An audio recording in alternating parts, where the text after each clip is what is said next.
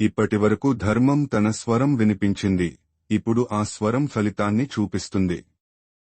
పాండవుల శంఖనాదం ధృతరాష్ట్రుని కుమారుల గుండెలను చీల్చినట్టుగా మారింది.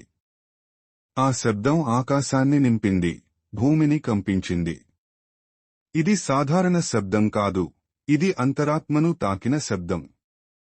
కౌరవుల దగ్గర సైన్యం ఉంది, ఆయుధాలు ఉన్నాయి, సంఖ్యలు ఉన్నాయి, కాని వారి మనసు మాత్రం ఆ శబ్దాన్ని తట్టుకోలేకపోయింది. ఇక్కడ ఒక లోతైన సత్యం ఉంది. శరీరం బలంగా ఉన్నా మనసు బలహీనంగా ఉంటే ఒక్క శబ్దమే సరిపోతుంది. ధర్మం ఉన్న వైపు నుంచి వచ్చిన శబ్దం వాళ్లకు భయం తెచ్చింది, ఎందుకంటే అది వాళ్లకు లోపల ఉన్న నిజాన్ని గుర్తుచేసింది. మన జీవితంలో కూడా ఇదే జరుగుతుంది.